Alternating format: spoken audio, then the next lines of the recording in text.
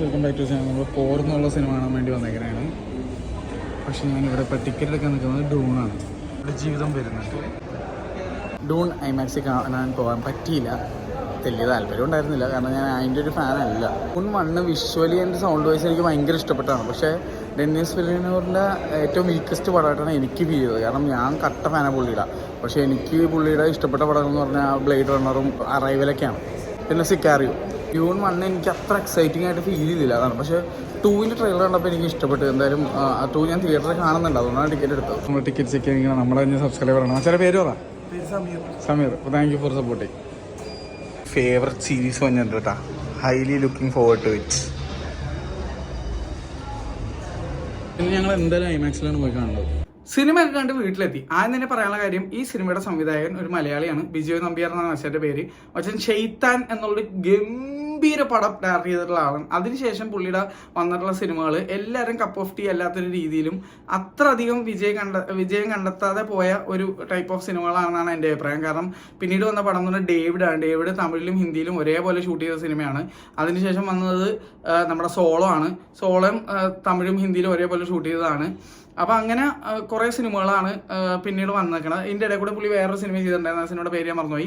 ഹർഷവർദ്ധൻ റാണ, നമ്മുടെ സനം തേരി കസം. അത് എത്ര പേര് ആ സിനിമ കണ്ടിട്ടുണ്ടെന്ന് എനിക്കറിയില്ല. കണ്ടില്ലെങ്കിൽ തീർച്ചയായിട്ടും കണ്ടു നോക്കുക. അടിപൊളിയായിട്ട് എന്താ ഒരു ഡിഫറെൻ്റ് ആയിട്ടുള്ള ഒരു ലവ് സ്റ്റോറി ഒരു പടമാണ് ഹിന്ദിയിലെ. അതിലെ നായകനാണ് ഈ ഹർഷവർദ്ധൻ റാണ. പുള്ളി ആയിട്ടുള്ള ഒരു സിനിമ വിജോയും നമ്പ്യാർ ചെയ്തിട്ടുണ്ടായിരുന്നു. അത് സീരീസാണ് സിനിമയാണെന്ന് എനിക്ക് ഇപ്പോഴും മനസ്സിലായില്ല. അങ്ങനത്തെ രീതിയിലാണ് ചെയ്തു വെച്ചിരിക്കുന്നത്.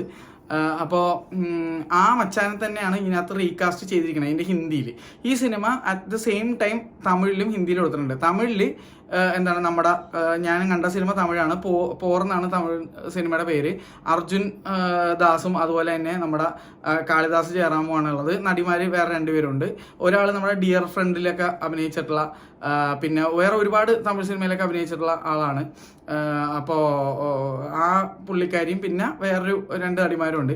ഈ കാസ്റ്റേ അല്ല ഹിന്ദിയിൽ ഹർഷവർദ്ധൻ റാണ, പിന്നെ ഒരു ആ നടൻ്റെ പേര് എന്തോ ഭട്ട് എന്നാണ് ആ മച്ചാൻ, പിന്നെ വേറെ 2 നടിമാരാണ് അതിനകത്തുള്ളത്. അപ്പോൾ ഈ രാവൺ ഷൂട്ട് ചെയ്ത പോലെ, അതായത് രാവണനും രാവണനും ഉണ്ടല്ലോ, രണ്ടും എങ്ങനെയായിരുന്നു മറ്റേൽ വിക്രവും പൃഥ്വിരാജും, മറ്റ് വേറെണ്ണത്തിൽ അഭിഷേക് ബച്ചനും വിക്രവും. പക്ഷെ അതിനകത്ത് വിക്രം 2 റോളും പ്ലേ ചെയ്ത്, ഒരു ഭാഷയിൽ ഒരെണ്ണം, മറ്റു ഭാഷയിൽ ഒരു ഭാഷയിൽ രാമനായിരുന്നു, മറ്റു ഭാഷയിൽ രാവണനായിരുന്നു. മനസ്സിലായില്ലേ? അങ്ങനെയൊക്കെ ചെയ്തു. ഇതിനകത്ത് അങ്ങനെയില്ല. ഇതിനകത്ത് എന്താ ഒരേ കഥ തന്നെ 2 എന്താണ് കാസ്റ്റിനെ വെച്ച് ചെയ്തേക്കുന്നത്. ഡേവിഡ് ഇതുപോലെ തന്നെയായിരുന്നു. തമിഴിൽ അഭിനയിച്ചവരല്ലായിരുന്നു ഹിന്ദിയിലുണ്ടായിരുന്നത്. ചിലവർ കോമണ്ടായിരുന്നു, ചിലരില്ലായിരുന്നു. അങ്ങനത്തെ സെറ്റപ്പ്. അത് ഞാൻ പറഞ്ഞ് കൺഫ്യൂഷൻ ആക്കണം. എന്തായാലും ഇത് 2 ഒരു പടമാണ്. ഈ ഹിന്ദി പടം എന്ന് പറഞ്ഞാൽ ഡങ്കെ എന്നാണ് ആ സിനിമയുടെ പേര്. ഡങ്കി അല്ല, ഡങ്കെ എന്നാണ് സിനിമയുടെ എന്താണ് പേര്. അത് ഹിന്ദി പ്രൊണൗൺസിയേഷൻ ഡാങ്കെ എന്നാണോ ഡങ്കെ എന്നാണോ എന്നുള്ളത് നിങ്ങൾക്ക് ആർക്കെങ്കിലും അറിയാമെങ്കിൽ ഒന്ന് കമൻറ്റ് ചെയ്യുക. അപ്പോൾ ആ സിനിമ ഞാൻ കണ്ടിട്ടില്ല, പക്ഷെ പോറാണ് ഞാൻ ഇന്ന് കണ്ടത്. പോറ് കണ്ടപ്പോൾ എനിക്ക് തോന്നിയ കാര്യം, അർജുൻ ദാസിൻ്റെ സൗണ്ട് അത് നിങ്ങൾക്ക് എല്ലാവർക്കും അറിയാം. മച്ചാൻ റോളക്സ് വിളിക്കുന്ന സംഭവമൊക്കെ ഡയലോഗൊക്കെ നിങ്ങൾ കണ്ടിട്ടുണ്ടാവും. വിക്രത്തിലും അതുപോലെ തന്നെ നമ്മുടെ ഇതിനകത്ത് കൈദിയിലൊക്കെ പുള്ളി അഭിനയിച്ച് കണ്ടിട്ടുണ്ടാവും. ഭയങ്കര ഒരു ഗംഭീരമായ ഗജഗംഭീര വോയിസ് ഉള്ള ഒരാളാണ്. അപ്പോൾ ആ ഒരു മാൻലിനെസ് വോയിസ് പുള്ളിക്ക് നല്ലപോലെ ഉണ്ട്. അതുകൊണ്ട് വോയിസിൻ്റെ ഒരു ബെനിഫിറ്റ് പുള്ളിക്കുണ്ട്. ആക്ടിങ് വൈസും പുള്ളി നന്നായിട്ട് ചെയ്ത്. പിന്നെ ഏറ്റവും വലിയ രസം ഇതിനകത്ത് എനിക്ക് തോന്നിയൊരു കാര്യം, ഇതിലുള്ള ഞാൻ ഈ ത്രൂ ഔട്ട് സിനിമ കണ്ടുകൊണ്ടിരുന്നപ്പോൾ എനിക്ക് അർജുൻ ദാസിനെ പല ഇടങ്ങളിൽ കണ്ടപ്പോഴേക്കും എനിക്ക് ഷാറുഖ് ഖാൻ്റെ ഒരു ഫേസ് കട്ട് പലയിടത്ത് തോന്നിച്ചു. ഇതിലെ ഒരു നടിയുടെ എന്താണ് ഫേസ് കണ്ടപ്പോഴേക്കും ആ നടിയുടെ പേര് ഞാൻ മറന്നുപോയി എന്താണെന്നുള്ളത്. ആള് നമ്മുടെ ഡിയർ ഫ്രണ്ട് എന്ന് പറഞ്ഞ മലയാളം പടത്തിൽ ടൊവിനോയുടെ ഒക്കെ കൂടെ അഭിനയിച്ചിട്ടുണ്ട്. അതുപോലെ വേറെ കുറേ സിനിമകളിലൊക്കെ പുള്ളിക്കാരി അഭിനയിച്ചിട്ടുണ്ട്. അപ്പോൾ ആ പുള്ളിക്കാരിയുടെ ഫേസ് കട്ട് ചില സമയത്ത് നോക്കുമ്പോഴേക്കും നമുക്കൊരു എന്താണ് അപ്പു ഉണ്ടല്ലോ, മറ്റേ അപർണ, നമ്മുടെ ഇതിനകത്തുള്ള ബൈസിക്കിൾ തീവ്സിലൊക്കെ ഉള്ള പുള്ളിക്കാരിയുടെ ഒരു ഫേസ് കട്ട്, ചില സമയത്ത് നൈലോഷിയുടെ ഫേസ് കട്ടൊക്കെ എനിക്ക് തോന്നിച്ചിരുന്നു. അങ്ങനെ ഇതിനകത്ത് കുറേ നടന്മാരുടെയൊക്കെ ഫേസ് കട്ട്സ് നമ്മൾ ഓൾറെഡി സുപരിചിതമായ ആൾക്കാരുടെ ഒരു ഫേസ് കട്ട് തോന്നിക്കുന്നുണ്ട്. അത് ഞാൻ പറയുന്നേ ഉള്ളൂ. എന്തായാലും ഇവരുടെയൊക്കെ ആക്ടിങ് സൂപ്പറായിരുന്നു. പിന്നെ കാളിദാസ് ജയറാം ഡയറക്ടർ മലയാളി ആയതുകൊണ്ട് തന്നെ ഇതിനകത്ത് മലയാളികളെ കുറേ പേര് അഭിനയിച്ചിട്ടുണ്ട്. ഇപ്പോൾ 3 നടിമാരിൽ 4 നടി പേരുണ്ട്. ഒരു നടിക്ക് ഡയലോഗേ ഇല്ല. എന്താണ് ഡയലോഗ് പറയുന്നതും മ്യൂട്ടായിട്ടാണ് കാണിക്കുന്നത്. എന്താണെന്ന് എനിക്ക് മനസ്സിലായില്ല. ഒരു ക്യൂട്ടായിട്ടുള്ള ഒരു പുള്ളിക്കാരി കൊണ്ടുവന്നിട്ടുണ്ട്. ആ പുള്ളിക്കാരി മലയാളിയാണോ ഇല്ലെന്ന് എനിക്കറിയില്ല. വേറൊരു ഒരാളുള്ള മലയാളിയാണെന്ന് എനിക്ക് തോന്നുന്നു. റിനി ബോട്ട് എന്ന് പറഞ്ഞിട്ട് ഇൻസ്റ്റാഗ്രാമിൽ ഞാൻ ആളുടെ ID കണ്ടിട്ടുണ്ട്. ഞാൻ പണ്ടോട്ട് ഫോളോ ചെയ്യുന്നതാണ്. അപ്പോൾ ആൾ ഇതിനകത്ത് അഭിനയിച്ചിട്ടുണ്ട്. പുള്ളിക്കാരി മലയാളിയാണെന്ന് തോന്നുന്നത്. ചെന്നൈ, ബാംഗ്ലൂർ എന്തൊക്കെയാണ് താമസിക്കുന്നത്. പക്ഷേ I think she's A Malayali. എന്തായാലും പുള്ളിക്കാരി ഉണ്ട് ഇതിനകത്ത്. പുള്ളിക്കാരി ഒരു പ്രത്യേക ടൈപ്പ് കഥാപാത്രമൊക്കെ ആയിട്ടാണ്. പക്ഷെ നന്നായിട്ട് ചെയ്തിട്ടുണ്ട്. പിന്നെ ഇതിലെ മെയിൻ 2 നടിമാരിൽ ഞാൻ പറഞ്ഞില്ലേ, ഒരാൾ നമ്മുടെ ഡിയർ ഫ്രണ്ടിലുള്ള ആളും വേറൊരു നടിയാണ്. ആ നടി ഞാൻ പുതിയതായിട്ടാണ് കാണുന്നത്. ആ നടിനെ കണ്ടപ്പോൾ എനിക്ക് മറ്റേ മാല ടം ടം മറ്റേ എനിമി ടം ടം പാട്ടില്ല, അതിനകത്തുള്ള നടീനെ പോലെയൊക്കെ ഫീൽ ചെയ്തു. ആ നടി തന്നെയാണെന്ന് അറിയില്ല. എന്തായാലും കണ്ടുപരിച്ചുള്ള ഫേസസ് ഉള്ളതുകൊണ്ട് ഒരു രസം ഉണ്ടായിരുന്നു ഇവരെ കണ്ടിരിക്കാൻ. പിന്നെ ഇവരെല്ലാവരും നന്നായിട്ട് അഭിനയിക്കുന്നുണ്ട്. ആക്ച്വലി നന്നായിട്ട് ആക്ട് ചെയ്യുന്നുണ്ട്. നല്ല രീതിയിൽ സിനിമാറ്റോഗ്രഫി ചെയ്തിട്ടുണ്ട്. മ്യൂസിക് ആരാ ചെയ്തെന്നറിയില്ല. ഈ സിനിമയുടെ ഇൻഫോർമേഷൻസ് കിട്ടാനില്ല. ഞാൻ ഇരുന്ന് സെർച്ച് ചെയ്ത് നോക്കിയിട്ട് എനിക്ക് ഇതിൻ്റെ മ്യൂസിക് ഡയറക്ടർ ആരാന്ന് എവിടെ എനിക്ക് കാണാൻ പറ്റിയില്ല. പോസ്റ്റർ എടുത്ത് സൂം ചെയ്തിട്ട് എനിക്ക് കാണാൻ പോലും പറ്റുള്ള മര്യാദക്ക്. അതുകൊണ്ട് ആരാണ് ഇതിന് മ്യൂസിക് ചെയ്തതെന്ന് എനിക്ക് ഒരു പിടുത്തമില്ല. മറ്റേ ക്രെഡിറ്റ്സ് റോൾ ചെയ്തപ്പോഴെങ്കിൽ എനിക്കാണെങ്കിൽ മിസ്സായിപ്പോയി മ്യൂസിക് ഡയറക്ടർ ആരാന്നുള്ളത്.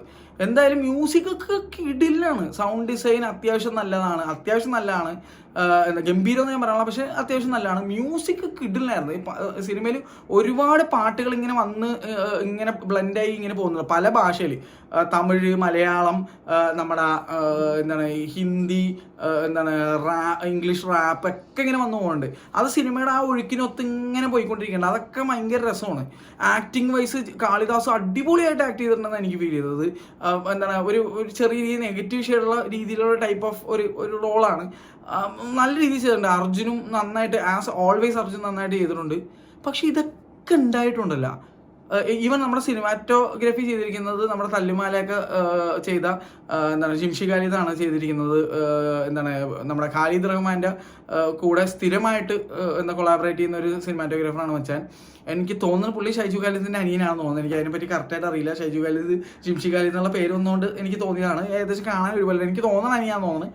എന്തായാലും എന്താ പറയുക, ഇതൊക്കെ അടിപൊളിയായിട്ട് ഉണ്ടെങ്കിൽ പോലും സിനിമയ്ക്കൊരു ഇമ്പാക്റ്റ് നൽകാൻ പറ്റുന്നില്ല. അതായത് ഈ സിനിമയിൽ പല കാര്യങ്ങൾ കാണിക്കുന്നുണ്ട്. ഹോസ്റ്റൽ ലൈഫ് കാണിക്കുന്നുണ്ട്, കോളേജ് ലൈഫ് കാണിക്കുന്നുണ്ട്, കോളേജിൽ അലമ്പ് കാണിക്കുന്നുണ്ട്, ഡ്രഗ് യൂസേജ് മറ്റേ മറിച്ച്. ഈ മൊത്തത്തിലൊരു തെറിപ്പം പടമാണ്, ഒരു യൂത്ത് ഓറിയന്റഡ് തെറിപ്പ് പടമാണ്. പക്ഷേ ഒരു ഇമ്പാക്റ്റ് എനിക്ക് ഫീൽ ചെയ്തില്ല. എനിക്ക് ആ ഒരു ഇമ്പാക്റ്റ് മിസ്സിങ് ആയിരുന്നു ഈ ത്രൂ ഔട്ട് ദ മൂവി. എനിക്കെന്തോ ഒരു എന്ന് വെച്ചാൽ ടെക്നിക്കലി സൂപ്പറാണ്. ടെക്നിക്കലി ഒരു കാര്യം മാത്രം എനിക്ക് പിടിച്ചില്ല. അത് വേറെ ഒന്നുമല്ല. ഇതിനകത്ത് 2 സിനിമാറ്റോഗ്രാഫർ എന്തുകൊണ്ട് അതിൽ ലോങ് ഷോട്ട്സ് ഐ ബിലീവ് വേറെ ആരോ ചെയ്തേക്കണം തോന്നണം. എനിക്ക് അതിനെ കറക്റ്റായിട്ട് അറിയില്ല. അല്ലെങ്കിൽ ഇനി തമിഴ് ഒരാളും ഹിന്ദി വേറെ ആളും ചെയ്താണോ അതും എനിക്കറിയില്ല. എന്തായാലും ഞാൻ പറഞ്ഞില്ല, ഇൻഫർമേഷൻസ് കിട്ടുന്നില്ലെങ്ങും നെറ്റ് നോക്കിയിട്ടും കാണാൻ പറ്റുന്നില്ല. അപ്പോൾ ചില ഇടങ്ങളിൽ ഇങ്ങനെ ലോങ് ഷോട്ട് കാണിക്കുമ്പോൾ ഭയങ്കര മങ്ങല്. അത് പ്രൊജക്ഷൻ്റെ കുഴപ്പമോ അല്ലെങ്കിൽ തിയേറ്ററിൻ്റെ കുഴപ്പമല്ല. അത് എനിക്ക് സിനിമയുടെ കുഴപ്പമായിട്ട് തന്നെയാണ് ഫീൽ ചെയ്തത്. അത് എടുത്തു വെച്ചപ്പോഴേക്കും ഫോക്കസ്, ഈ സിനിമയിൽ ഫോക്കസ് പുള്ളർ എന്ന് പറഞ്ഞ ഒരാളെ ജോലിക്ക് കൊണ്ടുവന്ന് നിർത്തും. അയാളുടെ ലിറ്ററലി ജോലി എന്ന് പറഞ്ഞാൽ എല്ലാ ഷോട്ടും ഫോക്കസ് ആക്കുക എന്നുള്ളതാണ്. ആ ആള് വൃത്തിക്കും മെനക്കും പണിയെടുത്തിട്ടുണ്ടെന്ന കാര്യത്തിൽ എനിക്ക് ഡൗട്ട് ഉണ്ട്. കാരണം സിനിമാറ്റോഗ്രാഫർ അടിപൊളിയായിട്ട് എല്ലാ സാധനങ്ങളും ഒപ്പിയെടുത്ത് വെച്ചിട്ടുണ്ട്. പക്ഷേ ഫോക്കസ് പുള്ളറിന് പണി ചെയ്തിട്ടുണ്ടോ എന്നുള്ളത് എനിക്ക് ഡൗട്ട് ഉണ്ട്. കാരണം ചിലയിടങ്ങളിൽ ഫോക്കസ്, അതും ക്ലോസ് ഷോട്ട്സ് ഒന്നും കുഴപ്പമില്ല, ഭയങ്കര വൈഡ് ഫ്രെയിം ഷോട്ടുകൾ എടുക്കുന്ന പലയിടങ്ങളിലും അത് മെയിൻ ക്യാമറയിലും അല്ല എടുത്തേക്കണമെന്ന് എനിക്കൊന്നും വേറെ ക്യാമറയിൽ എന്തൊക്കെയോ എടുത്തേക്കണം. ചില സമയങ്ങളിൽ മെയിൻ ക്യാമറ അല്ലാതെ ചില സിറ്റുവേഷനിൽ ക്യാമറ കൊണ്ടേ വെക്കാൻ പറ്റാത്തതുകൊണ്ട് ഗോപ്രോ ഒക്കെ വെച്ചു അങ്ങനെയൊക്കെ എടുക്കും. അപ്പം അങ്ങനെ എന്തോ ഒരു പ്രശ്നം ഉണ്ടായിരുന്നു ഫോക്കസ് കിട്ടാത്തതിൻ്റെ. ചില സ്ഥലത്ത് ഇത് പർപ്പസ്ഫുള്ളി എഡിറ്റിംഗ് ടൈമിൽ ഫോക്കസ് കളഞ്ഞും അപ്പോൾ അല്ലാതെയും സിനിമാറ്റോഗ്രഫി ചെയ്ത സമയത്ത് അങ്ങനെ ചെയ്തും ഇടയിൽ ബ്ലാക്ക് ഫ്രെയിംസ് ഒക്കെ ഇൻസേർട്ട് ചെയ്തുള്ള പരിപാടി ഉണ്ട്. അതൊക്കെ നല്ലതായിരുന്നു. നമ്മുടെ KGF കണ്ടിട്ടില്ല, ഇടയ്ക്ക് ബ്ലാക്ക് വന്ന് ഇങ്ങനെ പോകണമൊക്കെ ചക്ക് എന്നൊക്കെ പറഞ്ഞാൽ അതുപോലെ എഡിറ്റിംഗ് അടിപൊളി എഡിറ്റിംഗ് ആയിരുന്നു. ആരെ ചെയ്തതെന്ന് അറിയാം, വീണ്ടും അറിയത്തില്ല. ഇത് ഞാൻ ഈ ലിറ്ററലി ഇതിൻ്റെ ഇൻഫർമേഷൻ നോക്കിയിട്ട് ഇതിനൊരു വിക്കിപീഡിയ പേജ് പോലും കണ്ടില്ല. അതുകൊണ്ട് എനിക്ക് എങ്ങനെയാണ് ഇതിൻ്റെ ആൾക്കാരെ കൺഗ്രാജുലേറ്റ് ചെയ്യേണ്ട അല്ലെങ്കിൽ ഇതിൽ ചെയ്തിരിക്കുന്ന ആൾക്കാരെ എനിക്ക് കുറേ പേരുടെ പേരെടുത്ത് പറയണമെന്നുള്ളൂ. പക്ഷേ ഈ പേരൊന്നും കാണുന്നില്ല. ഞാൻ നോക്കിയിട്ട്. അതാണ് ഈ വീഡിയോ വൈകിയത് പോലും. അപ്പോൾ എന്തായാലും ഇതിൻ്റെ എഡിറ്റർ ആരാണോ ആൾ നന്നായിട്ട് ചെയ്തിട്ടുണ്ട്. കാരണം കുറേ വെറൈറ്റി ടൈപ്പ് എഡിറ്റിംഗ് ഉണ്ട്. അതായത് ഇപ്പോൾ ഒരു സീൻസ് ആണെങ്കിൽ ഇങ്ങനെ കൊളാഷ് പോലെയൊക്കെ വന്ന് പോകണം പരിപാടിയൊക്കെ ഉണ്ട്. ഭയങ്കര രസമായിരുന്നു, ഭയങ്കര രസം. അത് ഇംഗ്ലീഷ് മൂവീസിലൊക്കെ ഞാൻ അങ്ങനെ കണ്ടുള്ളൂ. പിന്നെ വിജയ് നമ്പ്യാറിൻ്റെ മറ്റുള്ള സിനിമകളിലും ഇടയ്ക്ക് വന്നു പോകുന്ന ഒരു പരിപാടിയുണ്ട്. ഇത് എഡിറ്റിംഗ് ഞാൻ പറയാം, ടെക്നിക്കലി പടം അടിപൊളിയാണ്. പക്ഷേ ഈ സിനിമക്ക് ഒരു ഹാർട്ട് ആൻഡ് സോളാണ് എനിക്ക് മിസ്സിംഗ് ആയിട്ട് ഫീൽ ചെയ്തത്. അതായത് നല്ല അഭിനയങ്ങളുണ്ട്. ഞാൻ പറഞ്ഞില്ല, വീണ്ടും പറയണേ, ബാക്കിയെല്ലാം കൊള്ളാം. സ്റ്റോറി എന്ന് പറയാൻ അങ്ങനെ ഒന്നും ഇല്ല. അങ്ങനെയാണ് എനിക്ക് ഫീൽ ചെയ്തത്. അതുകൊണ്ട് തന്നെ സ്ക്രിപ്റ്റിംഗ് എന്നുള്ളൊരു മേഖലയിലാണ് എനിക്ക് ഈ സിനിമ വീക്കായിട്ട് ഫീൽ ചെയ്തത്. അതുകൊണ്ട് ഇതൊക്കെ ഉണ്ടായിട്ടും എനിക്കൊരു ആവറേജ് അനുഭവം ഉള്ള അവസ്ഥയിലേക്ക് ആയിപ്പോയി പടം. അതൊരു ഇമ്പാക്റ്റ് ഇല്ലാത്തൊരു പടം എന്നുള്ള രീതിയിലാണ് എനിക്ക് ഫീൽ ചെയ്തത്. നിങ്ങൾക്ക് ചിലപ്പോൾ അങ്ങനെ ഫീൽ ചെയ്യണമെന്നില്ല. പിന്നെ ഇത് തിയേറ്ററിൽ തന്നെ കാണേണ്ട ഒരു ടൈപ്പ് ഓഫ് പടമാണ്. പിന്നെ സ്പീക്കിംഗ് ഓഫ് തിയേറ്റേഴ്സ്, ഈ സിനിമക്ക് എന്താണ് ഇങ്ങനെ അവഗണന വന്നതെന്ന് എനിക്ക് മനസ്സിലായില്ല. ബിജു നമ്പ്യാർ എന്നുള്ള ഒരു പേരുണ്ടായിട്ട് കൂടി, പുള്ളി ഒരു മലയാളിയായിട്ട് കൂടി, പുള്ളിക്ക് കേരളത്തിൽ ഇനഫ് തിയേറ്റേഴ്സ് ഇല്ല ഈ സിനിമയ്ക്ക്. ഇപ്പം കൊച്ചി തന്നെ എടുത്തു നോക്കിയാൽ 3 or 4 തിയേറ്ററിൽ ആകെ പടമുള്ളൂ. അതും ഈ PVR തന്നെ ഇപ്പം ഞാൻ കണ്ട ഒറ്റ ഷോ എന്നുള്ളൂ. ഇന്ന് വേറെ ഷോയേ ഇല്ല. ഫുൾ സിനിമക്ക് ഒരു ഷോയേ കിട്ടിയിട്ടുള്ളൂ. പിന്നെ കാസ്റ്റും ക്രൂ ഒക്കെ ഉണ്ടായിരുന്നുകൊണ്ട്. പക്ഷെ ഡയറക്ടറിനോ അല്ലെങ്കിൽ എനിക്ക് പരിചയമുള്ള സിനിമയിലുള്ളവരെ ഞാൻ കണ്ടില്ല. എന്തായാലും എന്താണ് ഇത് സംഭവിച്ചിരിക്കണമെങ്കിൽ മനസ്സിലായി. ഇനഫ് സ്ക്രീൻസും ആൾക്ക് കിട്ടിയിട്ടില്ല. തീരെ പ്രൊമോഷൻ ഒന്നും കണ്ടുപോയില്ല. ഈ ഇങ്ങനെ ഒരു സിനിമ വന്നു പോയി എന്ന് പറഞ്ഞത് വിജയ് നമ്പ്യാർ എന്നുള്ള ഒരാളെ ഇഷ്ടപ്പെടുന്നതുകൊണ്ട് ഞാൻ യൂട്യൂബിൽ ഇതിൻ്റെ ട്രെയിലർ കണ്ടപ്പോൾ ടീസർ കണ്ടപ്പോൾ എടുത്ത് നോക്കിയെന്നുള്ളതുകൊണ്ട് ഇങ്ങനെ പടം ഉണ്ടെന്ന് പറഞ്ഞു. അല്ലാണ്ട് ഒരു രീതിയിൽ ഇങ്ങനെ പടം ഇറങ്ങിയതായിട്ടോ ഒന്നും അറിയില്ല. ഇത്ര നല്ല പാട്ടുകളൊക്കെ ഉണ്ടായിട്ടും പാട്ടുകളും ആരും എങ്ങും ചെയ്ത് കണ്ടില്ല. അതിൻ്റെ റീൽസോ ഒന്നും ഞാൻ കണ്ടില്ല, ഒന്നും കണ്ടില്ല കേട്ടോ. അപ്പോൾ മാർക്കറ്റിംഗ് വളരെ മനഃപൂർവ്വം ചെയ്യാതിരുന്നാണോ എനിക്കൊന്നും മനസ്സിലാവണല്ലോ. എന്തായാലും ഈ സിനിമ തിയേറ്ററിൽ കാണേണ്ട ഒരു പടം. കാരണം വിഷ്വലി ഈ പടം അടിപൊളിയാണ്. ഇപ്പോൾ മലൈക്കോട്ടെ വാലിബനായിട്ട് ഞാൻ ഇതിനെ കമ്പയർ ചെയ്യണതാണ്. എങ്ങനെയാണെന്ന് അറിയാമോ, കഥയും പരിപാടിയൊന്നുമല്ല, വിഷ്വലി ഗ്രാൻഡ് ട്രീറ്റ് ഒക്കെയാണ്. പക്ഷേ അകത്തൊന്നുമില്ല എന്ന് പറഞ്ഞ അവസ്ഥ പോലെ. അതായത് ഒരു ചെറിയ കാര്യത്തിന് വലിച്ച് നീട്ടിയേക്കണ ഒരു ടൈപ്പ് ഒരു ഫീലിംഗ് ആണ് എനിക്ക് കിട്ടിയത്. ഞാൻ എൻ്റെ ആസ് എ പ്രേക്ഷകൻ എൻ്റെ എക്സ്പീരിയൻസ് പറയുന്നേ ഉള്ളൂ. വിജയ് നമ്പ്യാർ എന്നുള്ള ഡയറക്ടറിൽ നിന്ന് ഞാൻ ഒരുപാട് പ്രതീക്ഷയോടെയാണ് സിനിമ കാണാൻ പോകുന്നത്. പുള്ളി ഇന്നേ വരെയുള്ള പുള്ളിയുടെ എല്ലാ സിനിമകളിലും ഇപ്പോൾ സോളോയിൽ നോക്കിയാൽ തന്നെ എനിക്ക് 2 കഥ ഭയങ്കര ഇഷ്ടപ്പെട്ടാണ്. 2 കഥയാണ് തീരെ ഇഷ്ടമല്ലാഞ്ഞത്. അത് 4 കഥയായിരുന്നു. ദുൽഖർ സൽമാൻ തന്നെ 4 ടൈപ്പ് ഓഫ് സ്റ്റോറിയിൽ നായകനായിട്ട് മെയിൻ ക്യാരക്ടർ വന്നത്, ബാക്കി എല്ലാവരും വേറെ കാസ്റ്റായിട്ട്. അങ്ങനെയായിരുന്നു ആ പടം. എനിക്ക് അതിനകത്ത് സോളോയിലെ 2 കഥകൾ എനിക്ക് 4 2 കഥ എനിക്ക് ഇഷ്ടപ്പെട്ടതാണ്. ഷെയ്ത്താൻ ഭയങ്കര ഇഷ്ടപ്പെട്ട പടം. അത് കണ്ടിട്ടില്ലെങ്കിൽ നിങ്ങൾ കണ്ടുനോക്കണം, വേറെ ലെവല് സിനിമയാണ്. ഡേവിഡ് 3 കഥയായിരുന്നു. ഡേവിഡ് എന്ന് പറഞ്ഞാൽ പേരുള്ള 3 ആൾക്കാരുടെ വ്യത്യസ്ത കഥകളായിരുന്നു. അതിൽ ഒരു കഥ എനിക്ക് ഇഷ്ടപ്പെട്ടാണ്. ജീവയുടെ ആ സ്റ്റോറിക്ക് ഇടുന്ന എനിക്ക് ഭയങ്കരമായിട്ട് ഇഷ്ടപ്പെട്ട ഒരു സാധനമായിരുന്നു.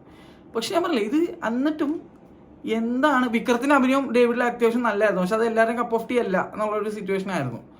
അപ്പോൾ എനിക്ക് മൊത്തത്തിൽ നോക്കുമ്പോഴേക്കും ഈ സിനിമ എന്തൊക്കെയൊക്കെയോ ആവാൻ ശ്രമിച്ചു, പക്ഷേ അതിലേക്ക് എത്തിച്ചേരാത്ത പോലെ ഒരു ഫീലിങ്ങിലാണ് എനിക്ക് എൻഡ് ചെയ്തത്. കാരണം ആക്ടേഴ്സിനെ കുറ്റം പറയാൻ പറ്റൂല. ആകെ ഫോക്കസ് പുള്ളറിൻ്റെ ഒരു പ്രശ്നം മാത്രമേ ഉള്ളൂ. ആ ഫോക്കസ് പുള്ളറിൻ്റെ പ്രശ്നം ആയിരിക്കണം. അതല്ലാതെ ഫോക്കസ് ഔട്ടായി പോയി കഴിഞ്ഞാൽ അതിൻ്റെ ഉത്തരവാദിത്തം ഇരിക്കണം ശരിക്കും പറഞ്ഞാൽ ഫോക്കസ് പുള്ളറിനാണ്. അയാളെയാണല്ലോ പിടിച്ച് അവിടെ ഇരുത്തിയേക്കണത്. ഈ ഫോക്കസ് ഏത് ഷോട്ട് എടുക്കുമ്പോൾ ഫോക്കസ് കിട്ടാനായിട്ട്. എഡിറ്ററിന് ഫോക്കസ് ഉണ്ടാക്കി കൊടുക്കാൻ പറ്റൂലല്ലോ, ഡയറക്ടറിന് പറഞ്ഞു കൊടുക്കാനല്ലേ പറ്റുള്ളൂ. ഇയാൾ ഫോക്കസ് കറക്റ്റായിട്ട് ചെയ്യാത്തതിൻ്റെ കുഴപ്പമാവണമെന്നാണ് എനിക്ക് ഫീൽ ചെയ്യണത്. പക്ഷേ ഞാൻ പറയാം, ഒരുപാട് പൊട്ടൻഷ്യൽ ഉള്ള ഒരു പടമായിരുന്നു ഇത്. നല്ല ഹെവി ആയിട്ട് ചെയ്യാൻ പറ്റുന്നതായിരുന്നു. പിന്നെ കുറേ ക്യാരക്ടേഴ്സ് സൈഡ് ലൈനായി പോയി.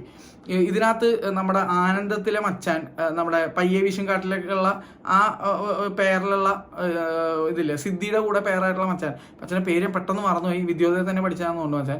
മച്ചാൻ അരുണല്ല, പേര് ഞാൻ മറന്നു. എന്തായാലും ആള് ഇതിനകത്ത് മുട്ടയൊക്കെ അടിച്ച് ഒരു സീനിയർ ആൻഡ് നെഗറ്റീവ് ടൈപ്പ് റോളിൽ വരുന്നുണ്ട്.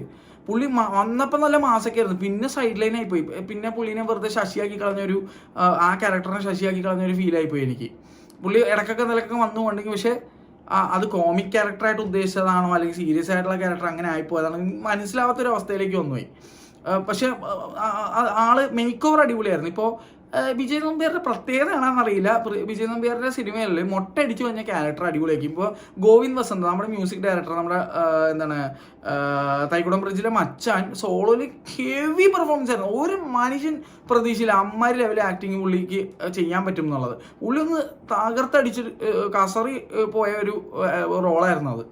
അപ്പോൾ അതിനകത്ത് എനിക്കൊന്ന് അങ്ങനത്തെ ലുക്ക്, അതായത് ഒരു ബോൾഡ് ഹെഡ് രീതിയിലോ അല്ലെങ്കിൽ മുടി പറ്റ വെട്ടിയ രീതിയിലുള്ള ഒരു കണ്ണട വെച്ചുള്ള ആളുടെ ലുക്കിൽ ഉള്ള ക്യാരക്ടർ എന്നോട് എന്തോ ഒരു ഒബ്സഷനും ഇഷ്ടം തോന്നുന്നുണ്ട്. പുള്ളി ഈ വിജയ് നമ്പ്യാരുടെ മിക്ക സിനിമയിലും കാണാൻ പറ്റും. അവർ തകർപ്പൻ പെർഫോമൻസ് ആയിരിക്കും. അത് കോയിൻസിഡൻസ് ആണോ എന്താണെന്ന് എനിക്കറിയില്ല, അല്ലെങ്കിൽ ഡയറക്ടറിന്റെ ഒരു ട്രേറ്റ്. ഇപ്പോൾ നോളന്റെ എല്ലാ പടത്തിലും ഒരു വൈഡ് ഫ്രെയിമിൽ നായകൻ നേരെ നിൽക്കുന്ന ഒരു ഫ്രെയിം ഉണ്ടാവും എന്ന് പറയുന്ന പോലെ പുള്ളി ചെയ്യുന്ന ഒരു പരിപാടി, പർപ്പസ്ഫുള്ളി ചെയ്യുന്ന പരിപാടിയാണോ എന്നൊന്നും എനിക്കറിയില്ല.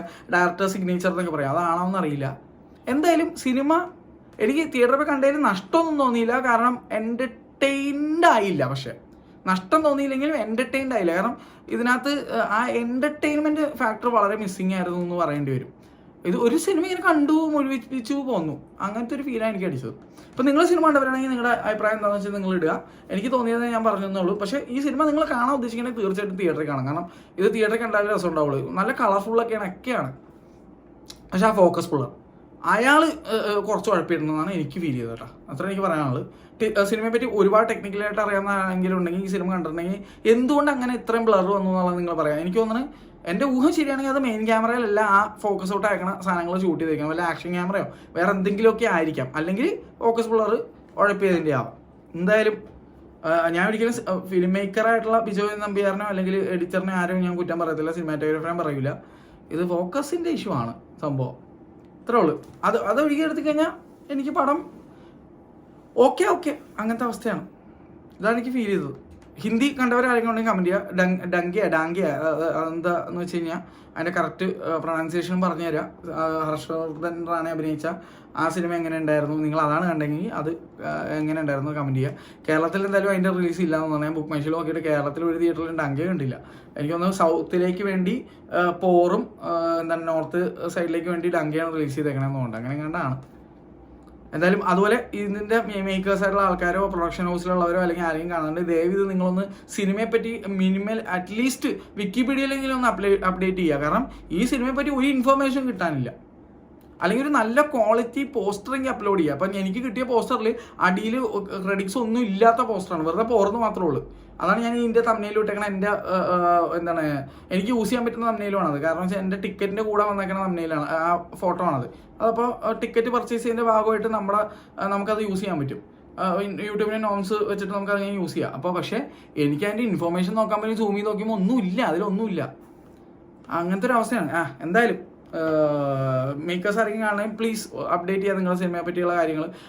ഇത്രയും കഷ്ടപ്പെട്ട് പണിയെടുത്ത ആൾക്കാരല്ലേ ഉള്ളത്, അവരുടെ പേരുകളെങ്കിലും നിങ്ങളൊന്ന് എല്ലായിടത്തും ഒന്ന് അപ്ഡേറ്റ് ചെയ്യൂ. ഡയറക്ടറെ മാത്രമല്ല, എല്ലാവരുടെയും പേരുകൾ, കാസ്റ്റിൻ്റെ മാത്രമല്ല, മൊത്തം അത് മാത്രമല്ല കാസ്റ്റും എല്ലാവരുടെയും പേരുകളൊക്കെ ഒന്ന് അപ്ഡേറ്റ് ചെയ്യുക. ഒരിടത്തും കണ്ടില്ല കേട്ടോ, ഒരു സ്ഥലത്തും കണ്ടില്ല. വിക്കിപീഡിയയിലെങ്കിലും നിങ്ങളൊന്ന് അപ്ഡേറ്റ് ചെയ്യാൻ നോക്കുക, അത്രേ ഉള്ളൂ. അപ്പോൾ എന്തായാലും ഇന്ന് ഞാൻ ഡ്യൂൺ കാണാൻ പോകുന്നുണ്ട്. ഡ്യൂൺ ഡിലേ ആവാൻ കാരണം ഡ്യൂണിൻ്റെ അവസ്ഥ ഈ പൗറിൻ്റെ അവസ്ഥ പോലെയാണ്. കുറേ സ്ഥലങ്ങളിലൊന്നും എന്താണ് നല്ല തിയേറ്ററുകളിലൊന്നും ഡ്യൂൺ റിലീസില്ല ഇവിടെ കൊച്ചിയിൽ. കാരണം വെച്ച് കഴിഞ്ഞാൽ ഓൾറെഡി എന്താണ് ഭ്രമയുഗവും പ്രേമല്ലും നമ്മുടെ അന്വേഷണം കണ്ടെത്തും പിന്നെ അതുപോലെ മഞ്ഞുമ്മലൊക്കെ ഹിറ്റായിരിക്കണോണ്ട് എല്ലാ നല്ല തിയേറ്ററിൽ ഈ സിനിമകളാണ് കളിച്ചുകൊണ്ടിരിക്കുന്നത്. അതൊക്കെ ഫുള്ളുമാണ്. അതുകൊണ്ട് അവർക്ക് ഒരു സ്പേസ് കിട്ടണല്ലോ ഈ സിനിമ എന്താണ് ഡ്യൂൺ പോലും ഇറക്കാനായിട്ട്. ഡ്യൂൺ ഇത്രയും എന്താണ് ഫാൻ ബേസ് ഉള്ള ഒരു പടമാണ്.